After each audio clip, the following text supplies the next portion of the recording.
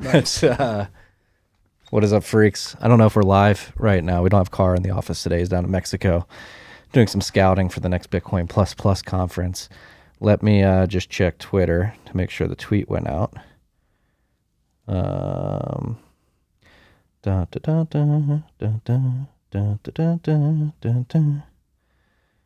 Yeah, we're live.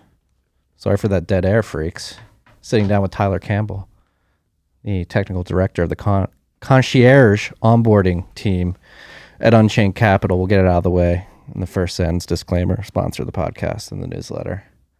And, I mean, it's known if you're a freak. We mention you many times. This is the creator of our beautiful intro to TFTC. Thank you. I was going to say, this is coming in after the intro for folks listening after the live recording. So it's kind of a surreal honor to be on. Thank you for having me. Well, it's an honor to have you on, sir. Pull that mic a little closer to your face. We just did a mic check. There we go. Like this? A little bit better? Perfect. Perfect. Why the hell did you make an intro for us? Man, it was before COVID too, which is the craziest thing. Before the clown world really started its rise. It was February of 2020. And there was that really bullish clip on CNBC. And I was listening to RHR, back living up in Minneapolis at the time. And I remember Matt specifically, you know, when you listen to audio podcasts and like you kind of have the memory of where you were and what you were doing. Mm-hmm. So I was driving home from work and I was listening to Rabbit Hole Recap. And I heard Matt say, we really need an intro for the pod. We need somebody to splice up that CNBC clip and make an intro for us. I'm like, all right, well, you know, don't have anything better to do tonight. I'm going to get some good craft brews out of my favorite brewery in Minneapolis and open up GarageBand. And one thing led to another, made the intro. I think I tweeted it at you originally. Yeah. Technical director of the concierge team, an incredible audio engineer. GarageBand audio engineer by night. That's right. Well, thank you for listening. Thank you for the intro. People love it. Oh man, it's really cool. I mean, I'd be remiss if I didn't say that I mention it on concierge onboarding calls if folks are fans of TFTC, and I'm like, hey, you know, just, by the way, just so you know, and everybody loves it, which is kind of cool. Conferences, like I've used it as a shilling point. So yeah, I mean, and you're one of the Bitcoiners made the great migration to Texas to come from Minneapolis to Unchained Capital, particularly you and Cam. Yes. Come top of mind. Is it just you two from Minneapolis here? Oh, we have a squad. Now some folks are still up in Minneapolis, but we do have Rocky on the business development team too, over in Dallas. Making the migration down to Texas. I think there's going to be more on the way too. But there's a strong contingent of Minneapolis Bitcoiners. So shout out to Brandon Quittem for running the Minneapolis meetup up there. It's incredibly high signal. It's not, you know, it's evolved from just a small group of guys in a brewery talking about Bitcoin to, you know, a large meetup, usually 60, 70 head count, and growing. The Telegram group is growing. I'm still a part of it. You know, I think they've grandfathered me into still staying in the Telegram group. But it's great. I mean, topical conversations, right? How to run a node, how to work a cold card, like these meetups compounded over time really contribute to people's education for sure. Yeah. I mean, we've been beating the drum here for quite some time. If you haven't gone to a local Bitcoin meetup, get on it. And if you don't have one, start one. These things, this is how the grassroots movement happens. Totally. Yeah. And it's been beautiful to see proliferate. I mean, we had somebody have a shout out on RHR yesterday that's starting one in Leamington in Warwickshire in the Midlands in the UK. Very nice. As you know, I'm not very good at pronouncing. You know, after years and years of listening to TFTC, I'm going to try to get you to say certain words. No, please don't. Please don't. That's my girlfriend the other day she was having trouble saying apocalyptic. She said apocalyptic. I'm like, that's a Marty. That's a different, I can say apocalyptic. Apocalyptic, that's actually a word, right? Is it? I don't know. I think so. I don't know. She said it. I'm like, wait a second. Is that an actual word? But speaking of her, she came to her first BitDevs, not last night, but last month. So slowly starting to get interested in Bitcoin as well. So like taking it basically out of work into home life as well. How's that been? How has your girlfriend viewed your obsession with Bitcoin throughout the duration of your relationship? Did you move her down here from Minneapolis? No, she's actually from East Texas. She grew up east of Texas and went to Denton for university. So I met her down here, completely new to Bitcoin before we started seeing each other. But she's like been fascinated by it. Wants to buy Bitcoin. So every time we go out to dinner and do certain things, she does like to, every once in a while split the bill and do stuff like that. And if I pay her back, I set her up on Blue Wallet, so I'll pay her back with sats. I'm like, you don't know it right now, but these are like KYC free sats. So this is the best way for you to be getting Bitcoin.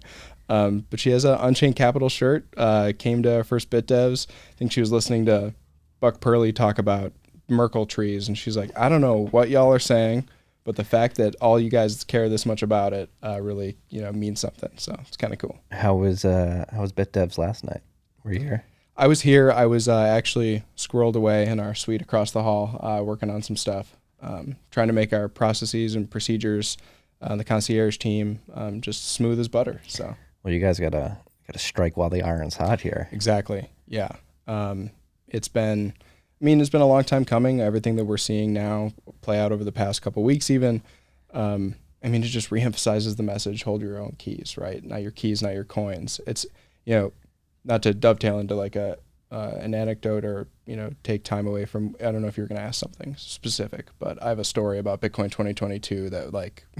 Is it the same story I'm thinking about that I was involved in? No, it's not that. I wanted to bring that one up. Definitely bring that one up. We were at the Unchained booth at Bitcoin 2022 though. Folks come around, of course, crypto people come around, and that's also the opportunity to educate, tell them, Phil Geiger's line of, if you actually want to better secure your whatever token, just upgrade it to Bitcoin first and then secure it in Multisig and you're going to be good. So I was talking to this one individual. And I said, basically talking about concierge, about 2 of 3 multisig, how that, gets you one step closer to kind of our suite of financial products. And he really dug into the multisig and he's like, so can you earn a yield? I was like, well, your yield, as you and Matt have said so many times, when you hold your own keys, your yield comes in the form of increased purchasing power over time, right? That's how you need to think about it. That's a mental model you need to use. And I said just casually, I'm like, not your keys, not your coins. This guy looks at me and he goes, I thought that was like a 2015 thing. I was like, dude, it's earlier than that. I just didn't know what to say. Cause one, it's earlier than that. 2, like, it's not a fad. It's not like it's not like a passing thing. This isn't Ethereum. It's not like the world computer to ultrasound money. Like these, right. What we say here, has staying power, right?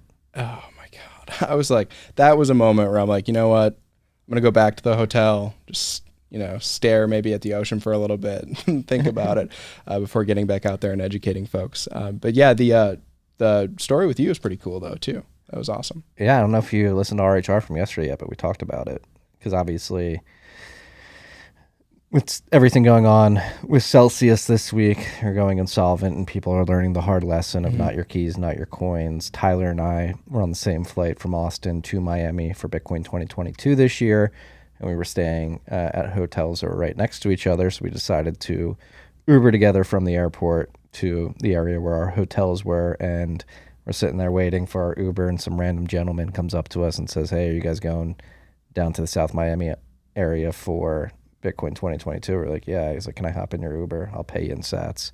And so we did that. I paid for the Uber. You fucked up paying me in sats originally. What happened there? I was going to say, man, I hope he doesn't bring up that side of things. This is sacrilegious. Matt's going to be somewhere like face palming if he listens to this. Could have paid me over Blue Wallet Lightning. Yeah, I paid you over Blue Wallet on chain, and that was where I messed up, which is, just embarrassing after the fact. But it was cool to run into a Bitcoiner who like had Lightning ready to go. He used Strike to pay me, that's pretty sweet. Honestly, maybe a lesson in there about not just letting a random person hop in with you in an Uber, but especially at a Bitcoin conference, but whatever. Yeah. I mean, we could tell he was good people. You have that like fifth sense, right? The sat sense, and you pick up. He was a good person. Interesting conversation the whole ride down to South Beach too. Yeah, Navy veteran, but Yep. part of that conversation was him explaining how he was using Celsius and I believe Nexo's yield products Yes. to produce income to live off of. Mm-hmm. And so with all this stuff going on, with Celsius blowing up and going insolvent, it seems, I did think of that gentleman this week because I remember we politely tried to be like, hey, man, you probably shouldn't be doing this. Yeah, and that's where like you said, for an income, right? Mhm. I mean, that's crazy to me. And we did try to politely, put on shill mode or just orange pill as much as possible. But I thought about him too, actually, because we had that conversation. He did mention both Celsius and I think Nexo as well. Yeah, and it's, a couple nights ago, Tuesday night of this week, I hopped into a Celsius Twitter Spaces. I don't know if you've done that yet. I haven't done it. I've So- heard they've been pretty insane though. I mean, you know how like when a car crash happens, you kind of have to like look at it. Mhm. That's what I thought this was going to be. I saw, when you follow certain individuals and you look up top on the Twitter Spaces, you can see who else is in the room. So I saw like Rodolfo was in there. There's some other Bitcoiners in there. So I'm like, oh, interesting. I'll join. And for like a sliver of hope was like I was going to join. Maybe it was folks saying, well, should I buy a Trezor or a Ledger, or how do I secure my stuff a little bit better?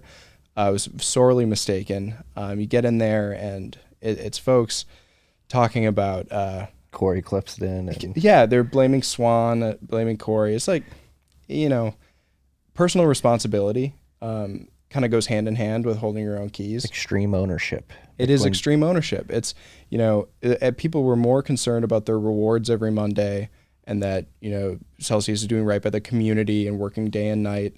And it's, there was not a sliver of like extreme ownership, demanding answers to like, thinking about, okay, what do we do going forward? Which really just was like, wow, reinforces, and I didn't want to listen to that and get, because, you don't stay at the car crash. You eventually leave and let the paramedics do their thing. So I left that Spaces. And I didn't want to leave demoralized. It just kind of, reinvigorated me, right? We get to come to work day in and day out and set people up with private keys who are either, have had hardware devices and just maybe they're gathering dust in their closets, or, they got them new and they need to know how to use them. We get them set up with private keys, and that, like, there's a feeling you get when you do it. The feeling when you move sats to cold storage yourself, you kind of have that magic moment that product people talk about, whether you're like, first night in an Airbnb or something, you get that magic moment. You feel that when you move your own sats to cold storage. And then we kind of have a little cheat code because we get to feel that on the concierge team every time we help somebody set up a vault. It's incredible. It's really, really fun. I mean, that's why hundreds and hundreds of individuals, that I've helped to set up, each one is awesome.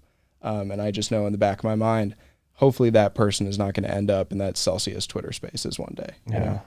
And so what is the typical user experience of onboarding to the via the concierge service to an Unchained vault?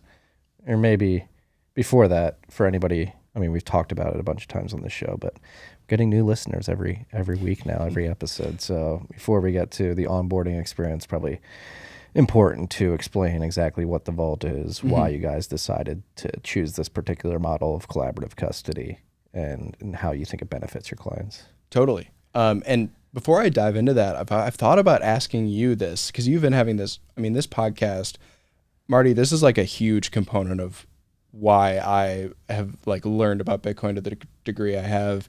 Like the technicals, sure, I maybe more like books like Programming Bitcoin by Jimmy Song and these really good technical resources. But how to think about why Bitcoin is important, TFTC has been like at the cornerstone of that. I have like Thank you. bought books that have written by your guests. I have, sent podcast episodes to relatives and friends and family, even if it's not Bitcoin specific. When you have David Collum on, that's like really interesting stuff. So everything you've been doing has been fantastic over these, this past number of years. I wanted to ask you, in the context of private keys, knowing your audience, because it includes me and other folks who I see a lot, what percentage would you give to your audience members who like hold their own keys to their Bitcoin? I mean, hardcore freaks. Like, let's start with like live chat on RHR. Yeah, right. 100%. Okay, I would agree. live chat freaks 100%. Overall, probably 60. Okay. Yeah. And Is that high, do you think? I would say, I mean, given what you and Matt talk about every week, what you mention with your guests, No. There we go. You're back. I would say maybe more than 60, I would hope. Maybe there's some teetering on the edge too, right? Well, it's funny, if you look into, so this is actually a great dovetail into the onboarding services.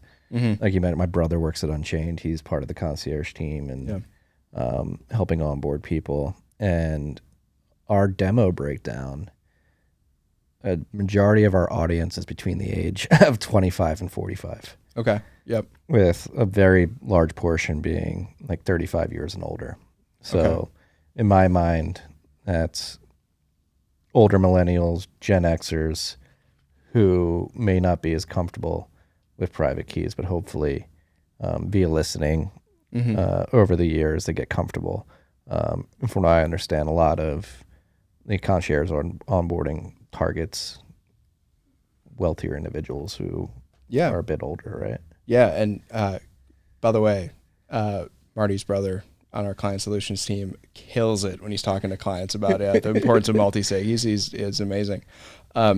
The really cool thing about our vantage point sitting on the concierge team is onboarding folks from all like ages. I mean, sure, there's maybe a bell curve there where you see some more than others, but older, right out of college, software engineers to school teachers. It's crazy the amount of people who are taking the dive into holding their own keys. So what we do is really take somebody from like zero to like a multi-sig hero, right? I mean, even if you're familiar with, you set up a ledger in 2017 and maybe you didn't really touch it, you kind of know what seed phrases are, but not to the depths of like, knowing what a passphrase is and how that might impact stuff. We take all of those folks, basically run them through start to finish here. And it's not just one call. We have an hour-long concierge call, but then, it's not like we just go away, right? We're kind of we're that body of I guess, intelligence to talk to. If you do have a question about this stuff, because as you know, I mean, rabbit hole recap, it's a rabbit hole. You might have a question about what is a Bitcoin address? What's my change address? And we try to do a bunch of different efforts, not only individual calls, but continuing education webinars. Tweets about trying to educate folks. But really, putting, I think the core tenets we hit on a multisig onboarding, taking a high level step back at first to say, hey, these are called hardware wallets. That's what the industry has called them. Sure. Bitcoin is not in the wallet. That's kind of like number one. These devices generate your seed phrases. They hold your keys. You use these devices to move Bitcoin from addresses because addresses are where Bitcoin lives. And like a majority of your listeners right now are like, well, yeah. But it's crazy. I mean, the amount of folks who think, and it's common terminology to say my Bitcoin are on my ledger or Bitcoin are on my cold card. Sure. But like, they're not really. And breaking that mental model is, it's more common than people might even think. Bitcoin are on the distributed ledger. Bitcoin or Bitcoins? All the Bitcoins are on the distributed ledger. Your Bitcoin is also on the distributed ledger. Yeah. And it's so like highlighting that. And even sometimes folks will be like, oh, whoa, that's kind of crazy. It's like, yeah. So, and then we dive into multisig and say, okay, so if you had just one of these devices, you have just one Trezor, you have a 12-word seed phrase. That's cold storage. That's not your keys, not your Bitcoin. That's a lot safer, in my opinion, than having your funds on an XYZ exchange. But now you have a single point of failure, right? Something happens to that 12-word seed phrase. You don't want to be in that situation. You maybe misplaced it or and life happens. Crazy things happen. Water damage from floods, burglary, or fires. Single points of failure can cause a lot of fear. And so you can actually, that's why we have multisig. And we tell folks a lot of the time too, we didn't invent it. It's not proprietary to Unchained, but we're here to help you build a multisig address. Now, again, more technical listeners will probably be like, well, you're building a multisig wallet, and sure, but like, let's focus on address. Now that we laid out that framework of your device, your Bitcoin lives on an address, not on your device. We're now going to build you an address that has that fault tolerance. You don't have that single point of failure. You could lose, in a drastic scenario, one of your sets of 12 words, one of your devices, and you're still going to be okay because you have redundancy there.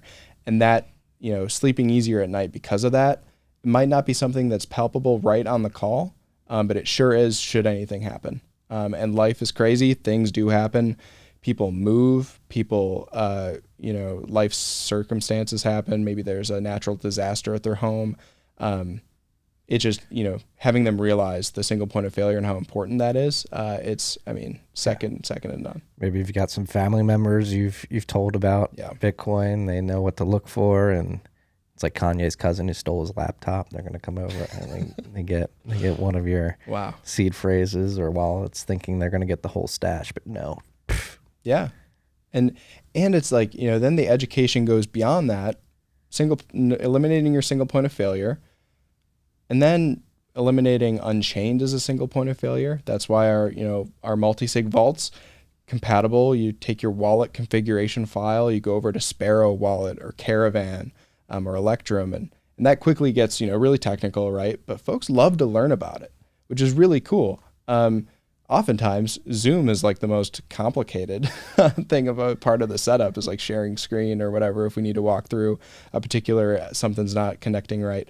But at the end of the day, Bitcoin is, operating your multi-sig vault, it's a lot easier than folks think. Self-custody in general, I think about it as like, I don't know if it's like an old cartoon, but when there's something walking around the corner and it's casting this huge shadow and it looks really scary, but then around the corner it just is like a little mouse. Mm-hmm. Like, that's what self-custody is. It sounds a lot more complicated than it is. It's just key ownership. If you can write down a grocery list, you can write down 12 or 24 words. Now you need to keep it secure, and that's maybe the harder part. You're not going to earn a yield, but come on. So yeah, that's how I like to think about it. Yeah, and it's a good way to think about it. And I hope that's the thing. You have these waves of events that happen throughout Bitcoin's history, Mt. Gox obviously being one of them. A lot of people learned the lesson, not your keys, not your coins. 800,000 Bitcoin got swept away in that debacle. Now we're having this wave hit us with these yield products that people, they're siren calls, essentially. They're just sirens. You have Alex Mashinsky's a siren just screaming there, I'll give you 6%. And oh my God. At the end of the day, like Tyler mentioned earlier, and like Matt and I have talked about many times on RHR and in the interview series, like the increased purchasing power over the long run is going to be significantly, maybe it's not significantly more than if you're getting that interest rate, that yield on your Bitcoin, number one, it's income, so you have to pay taxes on it. So it's 6% on paper, but once you get it, it's probably more like 3% when you pay the taxes on it. Right. And all that. And is that 3% worth the potential to lose all of it, which Celsius users are finding out this week. Imagine if you put 10 Bitcoin on there and you're doing it to get 6 million sats a year in revenue, and so you just lost 1 billion sats for 6 million upside. And that was the crazy thing about that Celsius Twitter Spaces. There'd be folks they bring up to the stage who were Bitcoin only. They'll love to see, but we're talking about having all their Bitcoin, millions of dollars worth of Bitcoin on Celsius to earn yield, and then they'd get asked a question about some other cryptocurrency, and they'd proudly say, "Well, I don't dabble in any of that." But in the same breath, you're saying you have all of your Bitcoin, custodially held with Celsius. You're so close, man. Even then, that yield's produced by the stuff that you stay away from. So you're really not staying away from it at all. No, not at all. And it's, so that's just wow. There's a lot of folks out there that are quickly realizing counterparty risk and what that truly means when it rears its head. And it's not something that people just say. It's so easy to kind of get caught up in, XYZ exchange or wherever is so big, they're never going to, they're never going to fall or never going to be subject to all this crazy stuff that's happening. But gradually, then suddenly, right? Yeah. Yeah. And how much of this is driven by, in your opinion, just preconceived notions of how individuals are supposed to interact with money that you've interacted with in the digital realm up until the point that you encountered Bitcoin. And So there, again, I've said this many times throughout the years, there has to be a mental rewiring in the brain of how you approach this. And people are just applying, again, preconceived notions of how their interactions with money have worked their whole lives onto Bitcoin. It's just not, it's untenable if you really want to interact and use Bitcoin correctly. I mean, to some extent, it's all really the root fault of fiat banking, because you're going to chase yield because you don't want the 20 bips that your bank is going to give you on a savings account. So why the 6% or whatever on Celsius looks attractive. It's chasing yield, not understanding that with a hard money you can just save. Like make savings great again is like the core message that I'm trying to get out to folks, friends and family, alongside self-custody. That's kind of like they go hand in hand, but you just don't want to be that. You don't want to be that Bitcoin friend, that Uncle Jim that recommends, talks about Bitcoin year in, year out, and then you finally convince your cousin on Thanksgiving dinner to buy Bitcoin, and then they're one of the ones who's seeing cannot withdraw on the screen of their phone. Like, you don't want to be put in that scenario either. But yeah, you're right. You're absolutely right. It's the way folks traditionally think about money, chasing yield, trying to beat inflation. So it's really, an unfortunate symptom of kind of the larger, the kind of what's going down in a kind of a more macro theme, but it's insidious too, because these platforms, I think, know that they're just recreating fractional reserve banking. And it's, I don't think their customers are acutely aware of the risks involved. Yeah. And this actually brings up an interesting point too, because a lot of these companies, due to the fact that they're able to amass a bunch of Bitcoin, lend it out on the back end, rehypothecate it, make yield, many would point to them and say, oh, they're much more successful. They have more revenue. They have more profit than something like an Unchained, which has a more conservative model, because you're not rehypothecating, offering yield, and taking that siren call business model.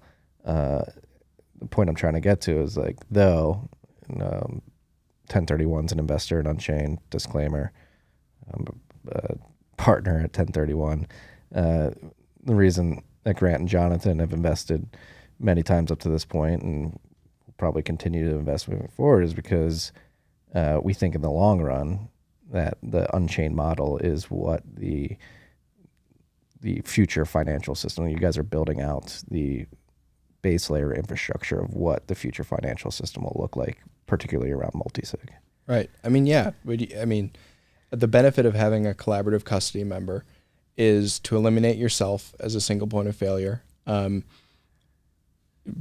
Living by that, not your keys, not your coins, security principle is that's like what we place above all else, right? Then we have other financial services, your IRA. I mean, when I left my old job, I had a 401k sitting there, and I made the choice because this was back when our IRA product wasn't a thing. I liquidated so I go buy Bitcoin. Sure. But Phil Geiger has since educated me on, and then sure, the product wasn't around then. But when you do that, you're effectively paying a tax hit on that to the government. So why not just, roll over your retirement into Bitcoin where you still hold your own keys? Just out hodl the IRS. So it's, but you're absolutely right. Like the future of finance, if you want to call it that, I think the future of, preserving generational wealth and wealth security, it's not going to be done through fancy rehypothecation Rube Goldberg machines. I'm not depositing my Bitcoin in my Unchained vault so they can go turn it into like some dog tokens, it just sounds so ridiculous in hindsight. Peak clown world maybe, or like on the way up. But I'm holding my own keys to my wealth that one day my grandchildren are hopefully going to reap the benefits of. So it's just like, it's such a different framework in the way we think about it. Yeah. And it's crazy how unique the model can get, particularly again around multisig, where like in the future you can have Unchained can be the gateway for many key holders over different providers as well. Like it's just insane that so many in the space, so many quote unquote Bitcoiners who should understand, again, this is a new protocol that is allowing us to build new primitives for a new financial system. And so many in the space have taken the short-term fiat route of like, oh, no, we're just going to recreate the fiat system with our product, and this is what people want, this is what they're used to. And instead of thinking long-term, no, let's build a whole new one using Multisig as a base from which we can begin to create really secure products that give individuals the power that they deserve at the end of the day. This, again, like you mentioned, this is potentially generational wealth. This is money. This is something that should not be fucked with, and making it as secure and accessible as possible the right way, what I would deem to be the right way, is a much better long-term strategy from a business perspective than what you're seeing with many of the other providers who we can pick on Celsius and Nexo right now because they're blowing up. But but it's everywhere, and it's just the way we, one of the phrases that is continuously, it's like bugged me more and more, is just making money in terms of buying Bitcoin. Well, have you made money on that yet? What do you mean? To me, that means, does the number of sats that I hold in cold storage, has that number gone up? That's me making money. A dollar denominated value is like, I don't know if it's a paradigm shift, what needs to happen. Obviously our continuing education efforts on that front as well. Just through everything we do with, I would say us broadly, I don't want to say community, but like Bitcoiners talking about this stuff. Just the getting away from the dollar denominated number being of importance to the degree that it is now, right? Yeah, I mean, this is a great week to be talking about this. Bitcoin's down 30%, and people are like, ha! Oh my God. Ha! Look at you. Right. Ponzi scheme.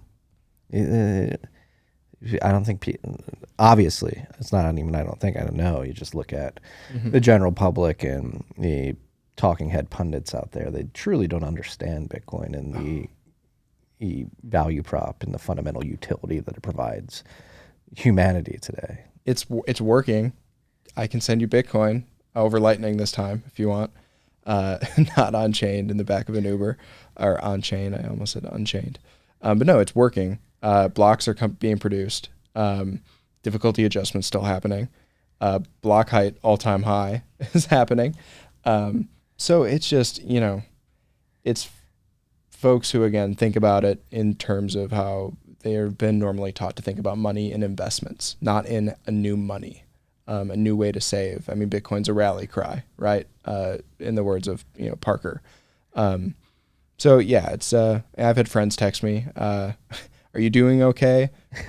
Crypto's really taking a dump. I hope you're like, I hope you're doing okay. It's like, that's why I tweeted out a couple days ago. I'm like, I work for a crypto company just as much as like a Formula One engineering crew member works for a used car shop. They're not the same things. So again, education point, drive the divorce between Bitcoin and crypto as much as possible. And so sitting at the front of this movement to take extreme ownership and secure your own Bitcoin via private key management in a custodial vault with Unchained. Obviously, you've onboarded hundreds of people.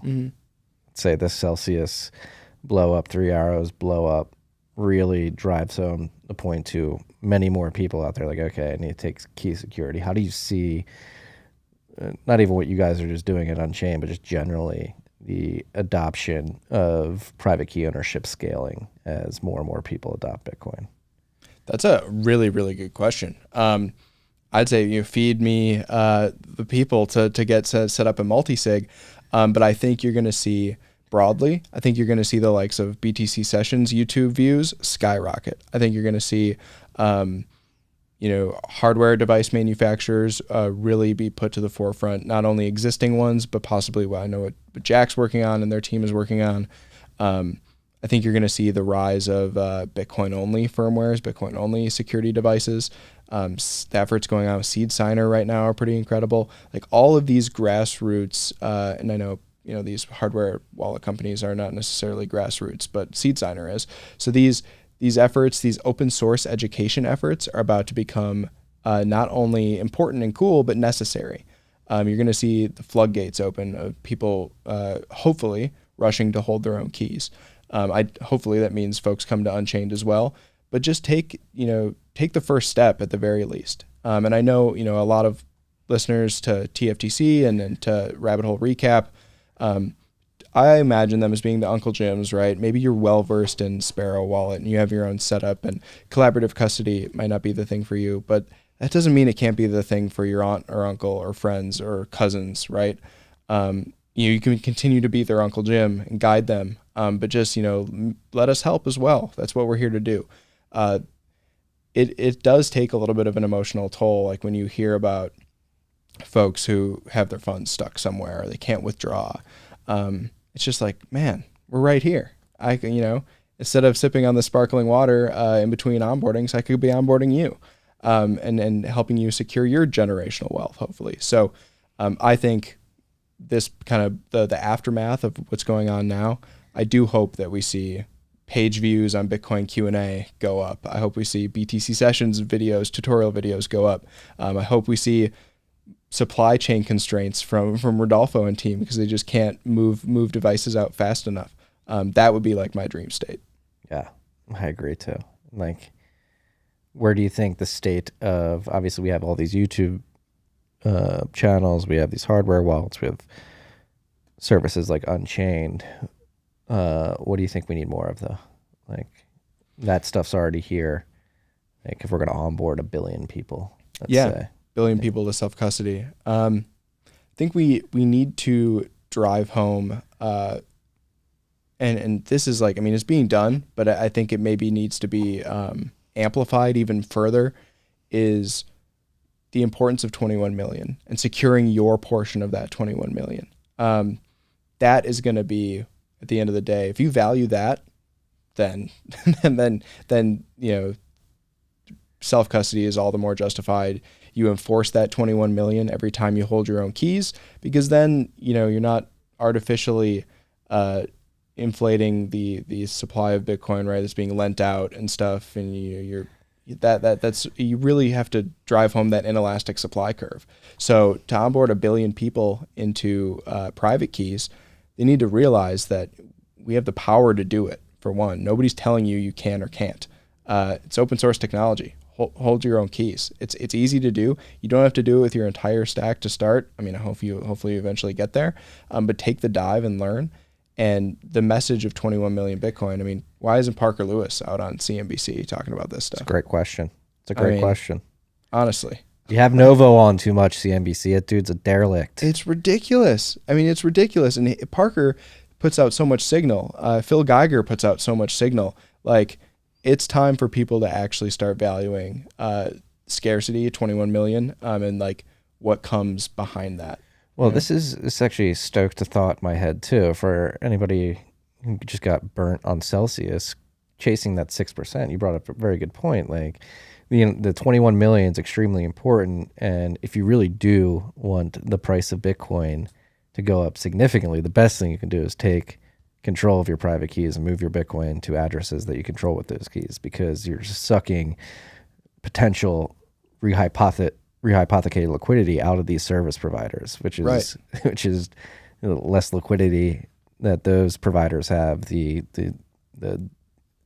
with increased demand for Bitcoin is naturally going to drive up the price. So like, you can make a very strong argument. I would argue that the individuals who are currently number one, not having any access to their Bitcoin via platforms like Celsius and others that are going bust right now. And then two, maybe they had some Bitcoin that wasn't on there and they did have in self-custody, but now that's 30%, has 30% less purchasing power than it did last week because those service providers blew up. Like, I think you can make a very strong argument that if you were just to stay away and every one of those users were to self-custody instead, the price of Bitcoin would be much higher than it is right now, because what we're essentially experiencing is a deleveraging event where people are forced to liquidate these providers are forced to liquidate a large amount of Bitcoin, which is obviously driving the price down. If they didn't have those Bitcoin in the first place, where would we be? And another point, as you were talking there, I was thinking, like, what's going to get a billion people to hold private keys. Kind of have to come at it from the other side as well. I mean, if you are a merchant, or you are, selling a good or service, or you are maybe the creator economy, quote unquote, Bitcoin is a payment mechanism. Earning in Bitcoin, that's is going to give you, I mean, that is actually the circular economy is where it's at, right? Because if you're earning Bitcoin, now you have something that you can self-custody, gets you one step closer. If your favorite merchant or provider for whatever good or service you want is accepting Bitcoin, it's more of a reason for you to have it and to use it. More of a reason, puts you closer to self-custody, or even, using something like Blue Wallet. So the circular economy aspect too is certainly, I would say, pretty important in that endeavor. Hey, as somebody who has a lot of sats flows, I highly recommend yes, injecting yourself into the circular economy. I mean, maybe you should give me, maybe this will be the first episode. Wait, this isn't running through Fountain, so I can't do the per episode split. If you were on RHR, okay, you could have given me your Lightning address and we could have split. But podcasting 2.0, one sat stream. Yeah. The ads, a lot of advertisers pay in Bitcoin. I've got some mining operations. There's nothing better, and I've set it up where outside of RHR, which is running through Fountain just because of the way their app's set up, and I wanted to test it out. That's custodial, but this sat streamed from this episode are going straight to a node that I control. Yeah. Shout outs go straight to an XPub that I control if they're paying on chain, if you're paying for some of our merch in Bitcoin. That's going either to the node that we control, the Lightning node, or on-chain wallets that I control. The mining revenues, obviously, they're going straight into wallets that I control, and then the advertising spends that are being paid in Bitcoin straight to wallets I control, and it just feels incredible. Yeah, it's empowering. It's crazy. And it's, man, so much goes into that billion people into self-custody. I mean, brilliant engineers who are out there working at these companies that are just these insidious companies. These are intelligent, bright engineers. I used to work with some in my former employer, like just one step removed from seeing how cool some of the stuff that's being built out on Lightning is, or how pretty awesome BTC Pay Server is. Open source contributions from these brilliant engineers. Maybe you graduated from Stanford and you want, like, instead of going to work at just another food delivery company or music streaming platform or something, or if you're at a music streaming platform, bring up value for value. But instead of just going and taking a startup job at some random tech company, like open source contributions, finding your way into Bitcoin through development too, if you're an engineer, I mean, awesome. Talk about a time to actually like create something of value. Yeah, it's never been easier. There's so much to fucking build. It's nuts. Yeah. I mean, for real, it's crazy. There's a renaissance happening from an engineering perspective. And then you, just as a normal Bitcoiner day to day, Brian Harrington said it on Twitter a while back, and I've used it in all my interactions. If you have to pay somebody back, or you're like, in a situation where you got to open up your wallet or whatever, fiat wallet, say, and that will that be in dollars or Bitcoin? Just ask it really seriously. You're going to get some scoffs. Your uncle's going to laugh at you. Say it enough though, people are going to be like, damn. Maybe Bitcoin. How would that work? And then if you can get one of those wins a month, that's something, right? Yeah. So that's I've adopted that question. Babysitters, I've had one take me up on it, and then valet. I always ask the valet if I valet car at dinner. I'm like, all right, when I come back, you want to tip in cash or Bitcoin? Yeah. Haven't gotten a valet to take me up on the Bitcoin, but every time I do ask, and it makes they're one of the ones that laugh and they're like, oh. One guy one time was like, yeah, I have Cash App, I'll take it. And then when I went to get my car, it wasn't the guy who got my car. So. Oh, man. Another extension onto that billion people is Bitcoiners have more babies. We need to raise Bitcoiners. We need to, I'm not at that stage in my life yet, but I'm very much so looking forward to bringing more Bitcoiners into the world. You're a pro-natalist? Yeah. Oh, my, yeah, of course. Population decline is, I am in the Elon Musk camp on that issue. I know he's been kind of a figure of turmoil for Bitcoiners, but he's absolutely right. It's gross to think that we need to keep population numbers down. Yeah, I agree. Human flourishing innovation, Bitcoiners all come with having more babies. So I'm trying to do my part. yeah, My latest son. And so, like, how do you refer? My freshest. my freshest son. My second. Sounds weird. My second born is 8 days old now. It's been great. How is the older one? He's been great. He's a great older brother. Nice. A doting older brother. He's day one. He heard his little brother crying and brought him an empty bottle. Oh yes, thinking that would soothe him. That is awesome, man. Obviously, it couldn't because it was empty, but the thought was there, the intention was there. And that's so cool. Actually, right before I left, our youngest was in his little boppy thing, and our oldest walked over and just put a blanket over him, said night night. I was like, oh, it's not time for a nap yet, but I like that you're putting a blanket on him, and that's cool. And caring for your younger brother. Yeah, I mean, as you know, parenthood, I'm sure. I've been learning from a lot of folks on the team at Unchained. I mean, Bitcoiners are having babies and learning, thinking about raising them in a world that you want to see, and making that world a reality is like a very real thing that we're doing. It's part of why I moved to Texas. Same. Yeah, the thought of masking our oldest when he was going into daycare was just, or he doesn't even do daycare, but thinking 2-3 years ahead when we were in the New York area, like, do we want our son to wear a mask going to school? I was like, no. So we came down here where there's no mask policies. I mean, they do exist in some places down here, but it's just, coming from Minneapolis, I hear you on that. Having more Bitcoiners for sure, and I'm glad to hear that both baby and mom are healthy as well. Your wife's very healthy. Knock on wood, everything's been going swimmingly. Nice. The first 8 days. No, and it is, it's one thing that I really like to see that's been a growing trend within one subsect of the Bitcoin community, as people will try to call it. But it's just a bunch of people who own Bitcoin, is this pronatalist movement or trend where, and again, I think it's just part of like the bigger revolution of Bitcoin is it really under the fiat monetary system with everybody being forced into the workplace. They're making dollars that are quickly being debased by the central banks and the federal governments of the world, and they feel this overwhelming doom or this existential dread that exists in humanity because people have been brainwashed to think that, number one, they're bad, and that number two, that the future of humanity is very bleak because we're sucking up all the resources, destroying the climate, and we can't support more and more people, which just simply isn't true. We have plenty of resources. We have plenty of, more importantly, we have the fucking brains and the genius and the gift from God that is being a human, where we can use our intellect and our critical thinking and our adaptive skills to make the world a better place. But for some reason, people have been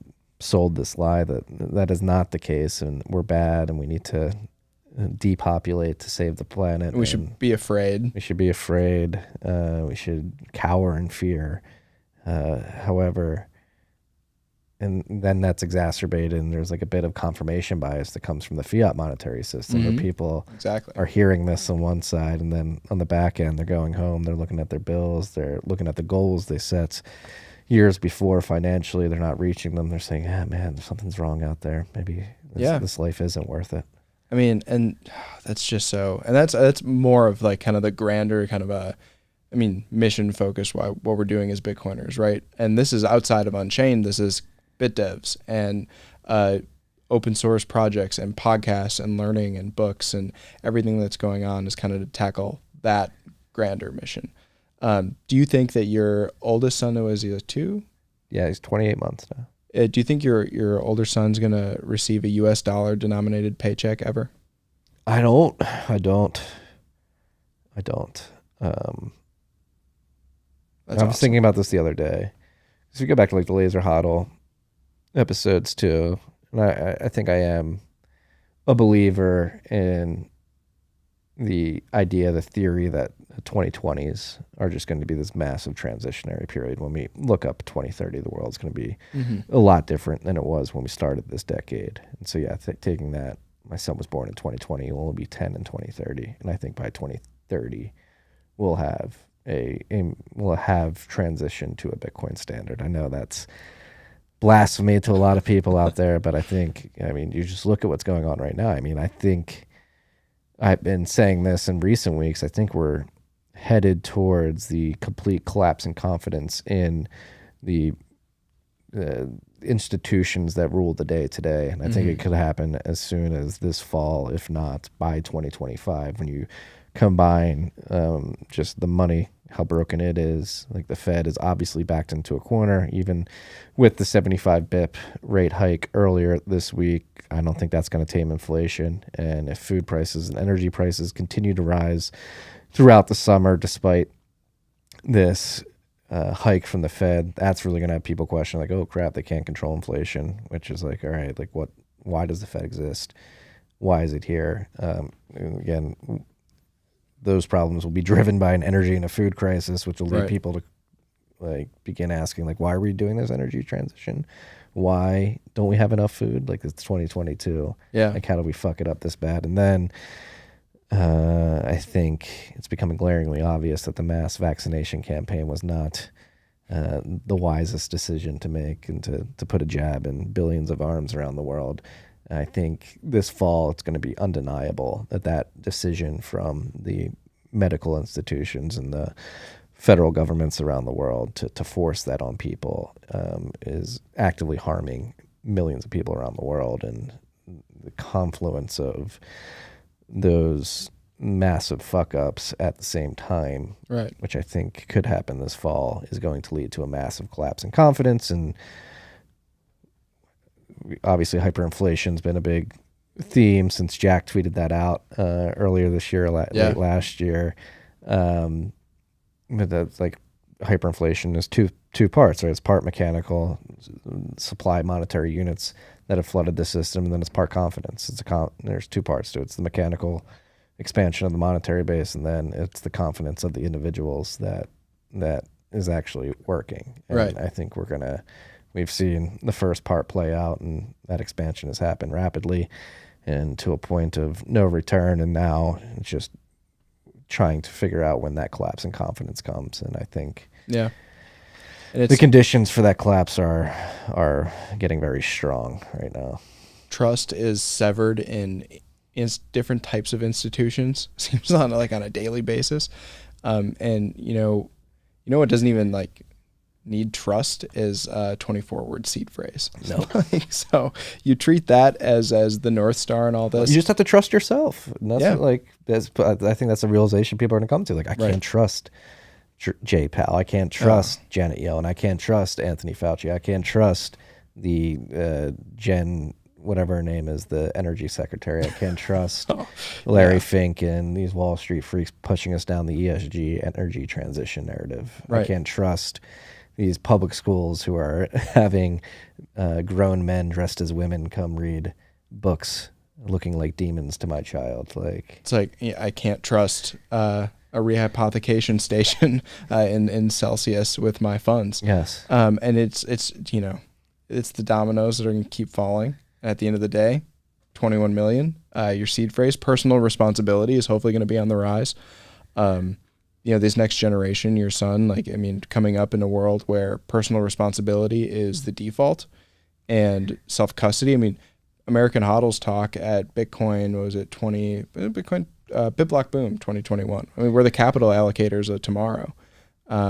Everybody who is, so staunchly advocating for Bitcoin right now.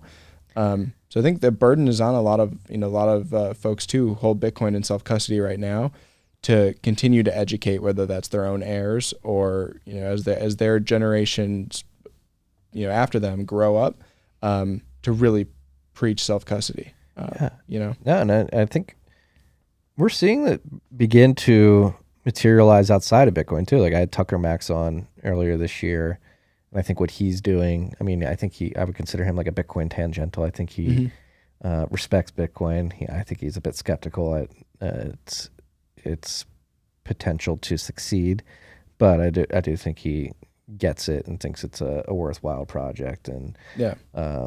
But like seeing what he's doing in Dripping Springs with the alternative schooling system that they're building, and he wrote his Doomer Optimism piece, which is really driving home That was extreme excellent. ownership. I think obviously Bitcoiners have it at their core, especially if they're taking self-custody and controlling their private keys. That takes extreme ownership. But I think even outside of Bitcoin, there's a vibe out there where people are like, something's fucking wrong. And they don't even need, a lot of people don't even need Bitcoin to be driven to, all right, I need to take more ownership over my life and not have these trusted third parties have so much control over me. Right. I mean, I was talking about this with a colleague the other day, Tom Hanzik, who's on our concierge team too. It's like, holding your own keys, buying Bitcoin and keeping it on an exchange. We made the analogy, we were trying to think of like interesting analogies, and analogies are never perfect, but it'd be like going back in time, watching the founding fathers like draft up and sign the Declaration of Independence, and they just like put it in a desk drawer and don't really do anything with it. Like, come on, you're so close. You got the right. If you're thinking about buying Bitcoin, you're probably starting to think that maybe, hopefully, you want to be exiting the dollar a little bit, or at least exploring it because you think it's cool, whatever. But take the next step then. Hold your own keys. That's when like the magic happens. That's when you start to realize, for what it is. So yeah, clown world is certainly not peaked, unfortunately. Well, what would you say to the Alex Mashinskis of the world who have basically marketed their services by saying, no, you shouldn't hold your own keys. You're going to lose your Bitcoin. He's been, yeah, that's how he was mainly coming out. Corey, it's like, you're the irresponsible one telling people to hold their own keys. They're going to lose their Bitcoin. It's like, you look at the incentive set involved, and I don't think they really align with his core messaging. I think, the incentive for him is for you to keep your funds on his platform one step closer so he can buy more JPEGs and put your capital at risk. That's his incentive, so he's talking his book. Versus, accessing the best money on the planet, your portion of 21 million, be that Swan or River, these Bitcoin only services that have never once spoke down on self-custody. I mean, Alex Leishman would never. He's the man. Like, these folks are principled because they understand what Bitcoin is. I would actually challenge Alex Mashinsky's like understanding of Bitcoin. I'd be like, are you thinking about this as a US dollar like money earning tool? Is he still thinking about it like how folks would traditionally think about finance and money? Are you state agent trying to confuse people? Are you? Do you understand?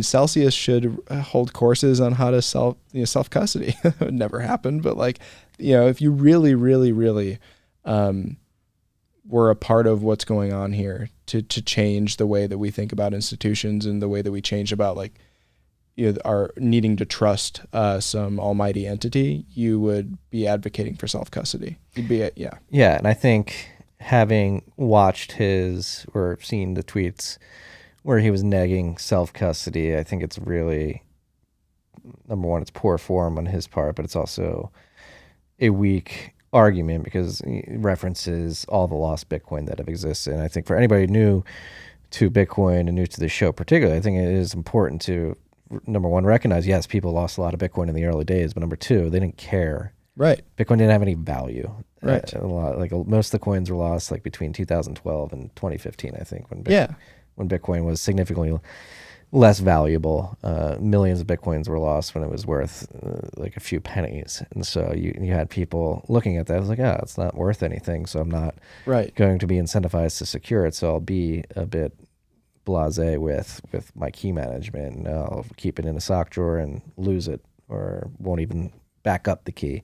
Whereas today, obviously, it's significantly more valuable, less valuable than it was last week, but significantly more value than it was back then. And people are, number one, more incentivized to think about key security more seriously. And then number two, the products that exist, the software that exists to manage your keys is significantly better than it was back then. Unchained being a perfect example of that. Yeah, he was just very intellectually dishonest about the numbers that he was citing and like the risks involved. It's like, man, and sure, maybe I'm a special subset because I work at Unchained and we deal with Bitcoin every single day. But I mean, I had like $50 worth of Bitcoin. It was like at the time, maybe 100,000 sats. And like it was, I was just playing around with Spectre and Cold Card. And I had a passphrase that I couldn't remember. And I was like in the dumps about that. And it was like 100,000 sats.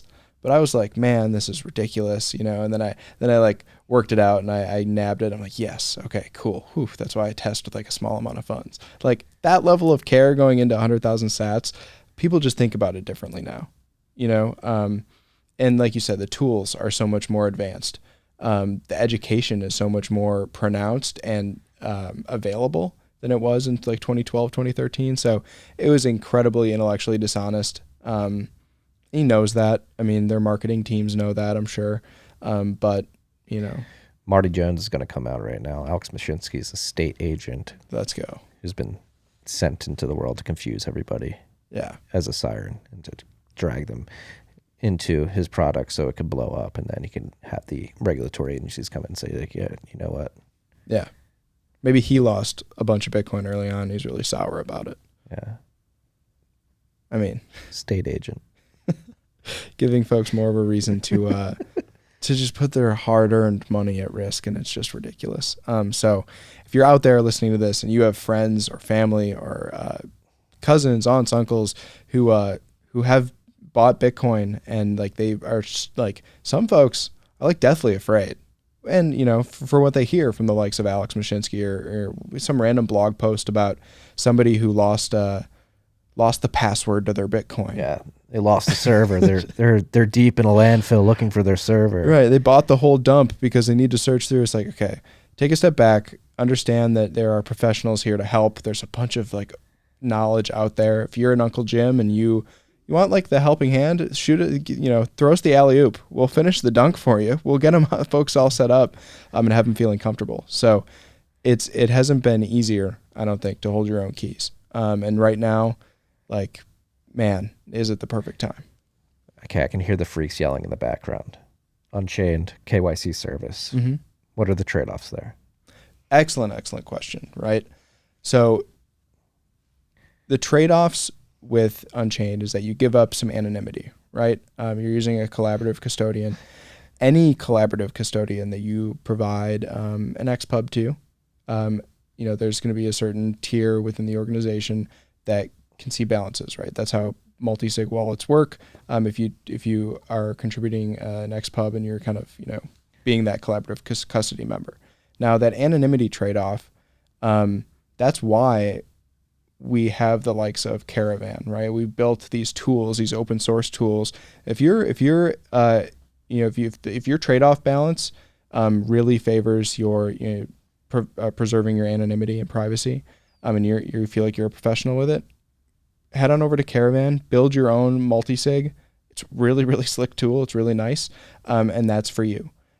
For your, you know, 55-year-old aunt Kathy, who like has a bunch of Bitcoin for some reason, and she wants help getting set up, like we're here too. And it's not an all or nothing game. I think thinking about also the trade-off there between you have your anonymity and privacy, but then you also have like your security. At the end of the day, making sure my funds are secure, holding my own keys on a 2 or 3 multisig, that's going to be like pinnacle for me. And that's the trade-off I'd made because I work at Unchained and somebody could scrape my LinkedIn profile and they know I'm a Bitcoiner. So it's like, okay, but are my funds as secure as possible? So I definitely hear, and I've talked to folks right at BitDevs and you know, just elsewhere on Twitter, totally understand the need to preserve privacy and anonymity. And Matt Odell does great work on that front. But thinking about, at the end of the day, what should come first is security, and then understanding that there's other tools available if you do want to be more anonymity and privacy preserving. Also would say that after talking to Buck Purley, Michael Flaxman, the ideas of blinded XPubs, and there's stuff being worked on in the future. I didn't know if we were allowed to bring that up, but that is really cool.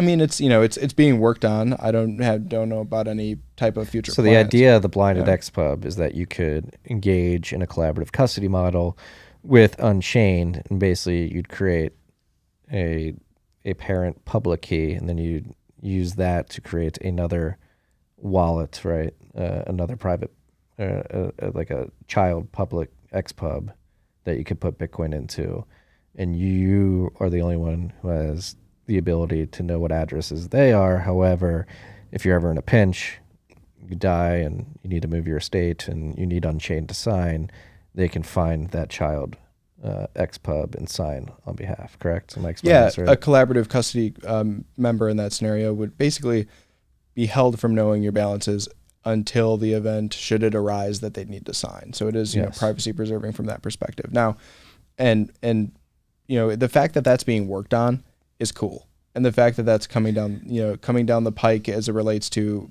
GitHubs that are being reviewed, and that it's like kind of interesting. Now, whether it makes it into the platform at XYZ state or date, that'd be cool. But the fact that it's out there and it's like, it's not set in stone, right?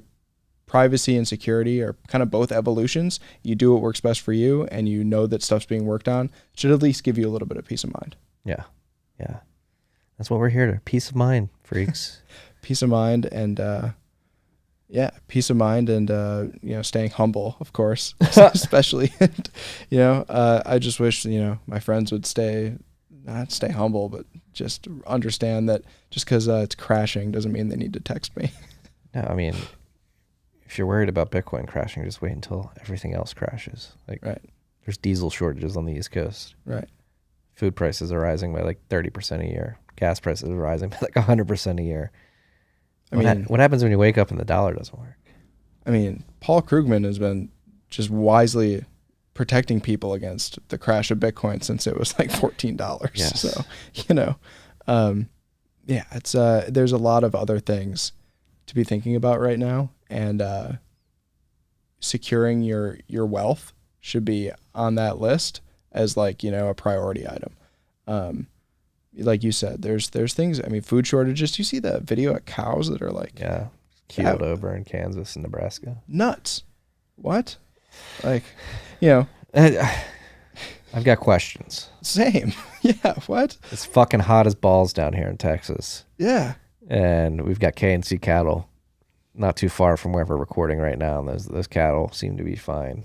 Like, how do the cattle in Kansas die of a heat wave? The Longhorn is like the name of the university mascot. Like, it's not, cattle are no strangers to heat, I mean, I grew up in southern Wisconsin, and it's not super, super hot. I didn't know you were Scotty. Yeah. Damn. From Janesville, Wisconsin. Makes me think less of you. Yeah. couple doors down, Paul Ryan was a neighbor growing up. Oh, really? Yes. So. Yeah. No, I mean, obviously I went to college in Chicago. A lot of Scotties would come down to Chicago, Illinois. I lived across the street from a Packers bar for like 4 years. Oh my God. So I have a bad Scotty taste in my mouth from like every Sunday. I'm a Bears fan. Okay. So growing up in southern Wisconsin as a Bears fan was a hard knock life. So we're by a Packers bar. I'm sorry. It's the ugliest colors in the NFL. Ugliest colors, a lot of dad jeans. Yep. Will's Northwoods is a great bar, though. You got to give a shout out to Will's. Have you been back to Chicago? I haven't been back in like 2 or 3 years. Okay. I have been back since I left college, but I love Chicago. Yeah. I'm not too fond of watching it from afar over the last few years. I think people need to throw Lori Lightfoot into Lake Michigan. She just thinks some re-election. She's like running a campaign again. It's weird how the mayoral election works. It comes down to the alderman system. Like it's some weird. I mean, they call Chicago the Windy City not because of the wind, even though there is a lot of wind, but because of the corruption of the politics that exist. It's a great city though. It's due for a renaissance. Chicago deep dish pizza is great. The city is actually really, really cool. My family and I go down every year to Michigan Avenue and do like kind of a family bonding shopping trip, and it's a fun city. It's really, really cool. I just think it's been kind of riddled with political strife over the past couple of years. There's been some decisions made at the municipality level that are really unfortunate. Yeah. I mean, living in Chicago during college was incredible. It was like a playground for An 18 to 22-year-old. It was incredible. Have you been to Minneapolis? I have not. I've not been to Minneapolis. That's also incredibly fun. Yeah. Beautiful. I don't know how much I'm able to divulge about the who or where, but there's a Northwoods beefsteak I was recently a part of. I was invited to that, and due to the pending second child, I had to decline politely. Of course. But it was a good one. It was amazing. Away Slice, the master of his craft. Beef was incredible. The people were incredible. Northwoods, I mean, there was mosquitoes, but outside of that, pretty special thing. Yeah, I fucking hate mosquitoes. I hate mosquitoes. I hate, cold weather. That's why I, came down here to Texas. But going back up there, reconnecting with that community was really, really awesome. Yeah, So I want to get up and get to a Minneapolis Bitcoiners meetup because the distillery looks incredible. yeah, you got about like 5 or 6 Minneapolis Bitcoiners. Probably might be the best aesthetic of any Bitcoin meetup in the world. Yeah. Is that distillery. A lot of leather, a lot of high quality. Yeah, the O'Shaughnessy Distillery. Shout out to Kelly Kelly Lannon somewhere is like fist pumping because it's just aesthetics. The architecture is beautiful. Not from Minneapolis, but he's been an influence in my architecture Twitter follows. Oh, go follow the Bitcoin urbanism list that Yes. Kelly curates. It's on my tweet deck, and it's a wealth of good aesthetics. It's amazing. But that distillery is beautiful too. So I would encourage you and Matt to go up to an RHR with the squad up there. It's a really good bunch of Bitcoiners. And we do have that on the list to do a live RHR at that particular meetup. Yeah, it's high signal coming out of there. Hell yeah. Where are we going next? Topic wise or like Just in the world. Man, I think I don't know. I mean, I don't want to make a Pete Clown World call. Yeah, no, don't do that. I advise against that from personal experience. But I think we might be. How do you view the world right now? Optimistic. I'm a Midwestern. I'm like way too nice for my own good. Have a hard time saying no. Kind of just optimistic by default. Bitcoin has made me a lot more optimistic. At the same time, it makes me question a lot more.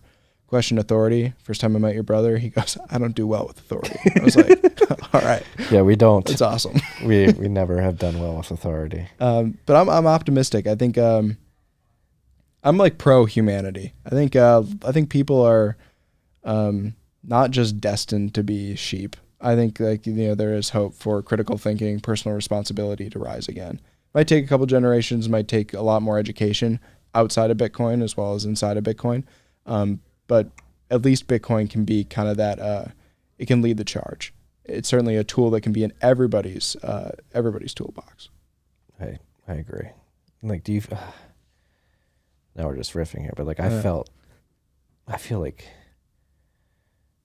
a sense of duty, an increased sense of duty recently. Like we need to onboard as many people as quickly as possible. Mm-hmm.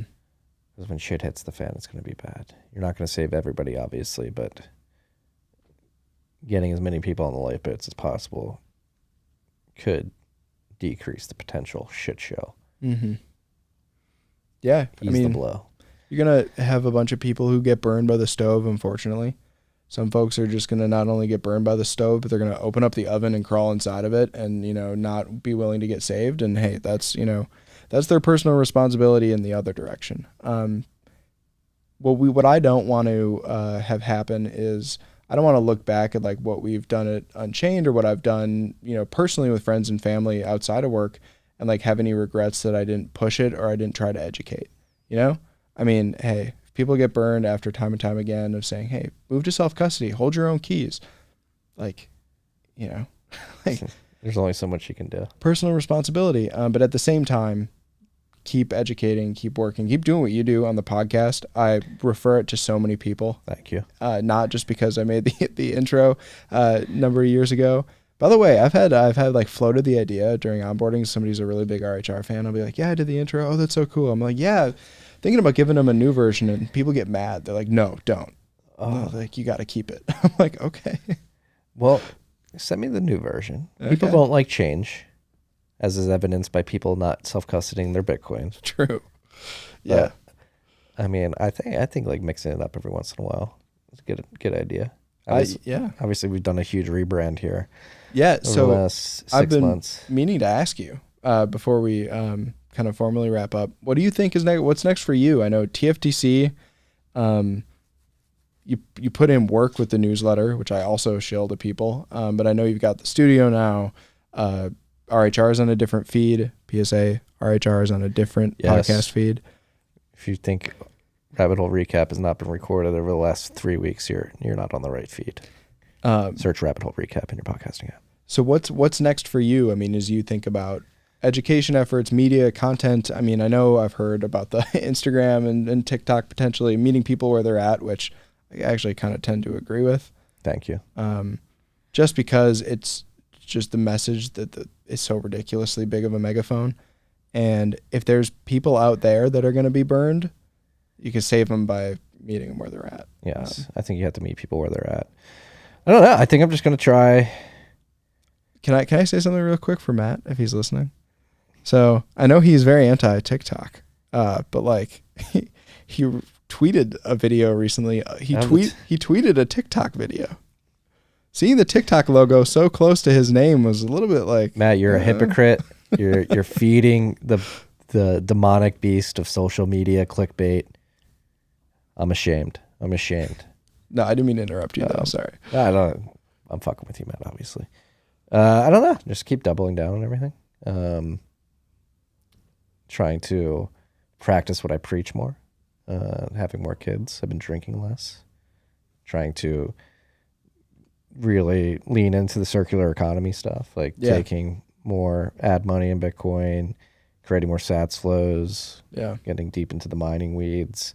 For the media side of things, there's been not a transition, but obviously a lot of the early episodes were hyper focused on Bitcoin, but now obviously we're having a Bitcoin conversation now, talking about Unchained and what you guys are building and Multisig. But I do think my approach from the content side of things, particularly on the interview series, has been to start to branch out to other areas. Obviously, we've been talking a lot about energy. We've been having doctors on the show, and I think really leaning into sovereignty and liberty in the digital age outside of Bitcoin, just to begin extending olive branches to people who may not be focused on Bitcoin or are a bit skeptical, and sort of branching out the content mix into areas that really focus on freedom and liberty in the digital age, and trying to bring all these freedom lovers under one roof, or not under one roof, just be like, hey, Bitcoin's part of what you're doing as well. Yeah. And really, because again, like fix the money, fix the world is truly what I believe. And I think a lot of the problems that exist in energy, that exist in the medical world, that exist in education, are driven by the fact that the money's fucked up. And so trying to give people a holistic view of, and this, maybe even more broadly, it's not really, you don't even have to focus on money. It's just centrally planning complex systems, whether it be energy, food, medicine, money, really trying to lean into and highlight individuals and people that are either doing grassroots movements or explaining why central planning has fucked up very important parts of our life, like energy and food and all that stuff. For sure. I think, I mean, you've been having some awesome guests on. The storefront guy, I forgot the gentleman's name. That was a great episode. Jamie, he said don't even try to pronounce my last name because... that was great, though. I mean, the olive branch analogy, or the way you put that was really interesting. Yeah, I mean, I think I'm just going there. It's you can view it as that. I can view it as that, or it's just like I'm infinitely curious about many different things. I mean, obviously, energy's been a big focus because I've been going down the mining rabbit hole, and learning about energy is integral to understanding mining from a holistic perspective. And so that's been a very fun rabbit hole to fall down. Have you, so I don't know if I know you've had like Joe Weisenthal on in the past and on Odd Lots for a while, the podcast he does with Tracy Alloway, they had like this whole semiconductor series basically. Mm-hmm. Now Joe's views on inflation and some other stuff I'm not a big fan of, but that was a fascinating episode series. I got to make it clear. Joe, I consider like an internet friend. He was on the show. We DM every once in a while. Yes, Nice. he's antagonistic. People have to realize Joe's a massive troll too. Oh yeah, He lures you in with his tweets. I think so as well. But he had some really good folks on from the semiconductor industry. So it'd be cool to like, branch out into that too. Yes. Yeah. The last big semiconductor talk we had on the show was when Ryan Gentry was on. That's almost 2 years ago now. Or maybe it was like this time last year. But yeah, he worked at Intel. We got pretty deep in the weeds of how Intel's Arizona foundry works specifically. And like semiconductors are very, very specialized operations. Yeah. It's kind of crazy. I learned a lot from listening to those podcasts that I didn't know otherwise. So yeah, like how Bitcoin kind of touches all these other areas, both either in principle or in practical use. Super cool. Do you use Ghost for your newsletter? Yes. Yes, I do. Have you had the CEO of Ghost on? No, I have to DM him though. That'd be cool. I think I have DM'd him. He hasn't gotten back to me. That would be cool. That'd be really, really Yeah, cool. we're building a lot of stuff for your platform, bro. So that's another thing. Like DJ, who's the developer here at TFTC, he's been building a BTC Pay server integration with Ghost. We're actually going to have a UI overhaul of our Ghost website as well. So, nice. So it'll actually look more like a news site instead of just some random splattering of my thoughts. Yeah, no, it looks good. Yeah. So that's something. So that's DJ and I have a really fun working relationship where it's very. I just get an idea. I'm like, can you integrate BTC Pay server into Shopify? He's like, yeah, I'll try. And he does that. Boom. I'm like, what about Ghost? He's like, yeah. I'm like, all right. Damn, that's a shout out. He's the real MVP. Does he work out of here at the Commons? No, he's nomadic. Okay. I never know where the fuck he is. That's cool though. DJ, if you're listening, fucking call me. We have a catch up call. Oh, do you have to get here? Oh, you're at 30, so you got 5 minutes, right? I believe so. All That right. was a scam call that I get a lot of the times. Oh, damn. Well, thank God they scam called you at 5. I would have kept going. I know I would have kept going too. I had a thought real quickly about not that I'm in a position to say so, but like different interesting guests would be cool. Joe Kelly was recently on Noah Kagan's podcast about just being an entrepreneur and building a company. He'd be cool. I mean, Bitcoin stuff maybe secondary, but just Joe and I like see each other all over like when we're doing this. It'd be awesome. I want to get him and Drew on at the same time though. That'd be sweet. Next time Drew's in town. Yeah. We had dinner a few months ago, the three of us. And Joe and Drew, we need to make this happen. For sure. That would be awesome. Thank you again for having me on. This was fun. Talk about self-custody. If anybody has questions about, Multisig, we're here at the concierge team. We love doing it. Yeah. I'm a happy customer. Happy user. Actually set up another vault yesterday. Nice. For a company I have. And it works. I mean, our product and engineering teams are hard at work. There's some cool things being worked on. I mean, our ultimate goal, secure generational wealth in the best way possible. Yeah, and if you're running a business too, like, yeah, I use it for that as well, and it works well. And the peace of mind can't be understated. No, or overstated. It can't be overstated. It can be understated. I always get those two mixed up. Yeah, so do I. Yeah. Apocalyptic. Shout out to Katie if she's listening. And this is how you end it where you began it. Yeah, exactly. No, thank you, Marty, for having me on though. This was really cool. Thank you for listening. Thank you for contributing to the podcast with the intro. And no, it's crazy to see you're just some dude in my DMs like, hey, I made this intro for you. It's like now you're crushing it on Unchained. You're on the show. Because of merit, because you're doing fucking incredible things, educating and onboarding people. So keep crushing it yourself. Yeah, thank you. Let's get a billion folks set up with private keys. That's the goal now. I mean, it has been the goal, but now it's going to be center stage. So let's make it happen, freaks. We'll get there. I'll come back on when we're at 1 billion. This is going to be a bit awkward of an ending because Carr isn't here. So I'm gonna say my end spiel, and then I'm gonna get up and hit stop record on the computer over there. But enjoy the rest of your day. Enjoy your weekend. We're going to win, freaks. Peace and love. You can like ad lib while I go over there. Oh, nice. Okay.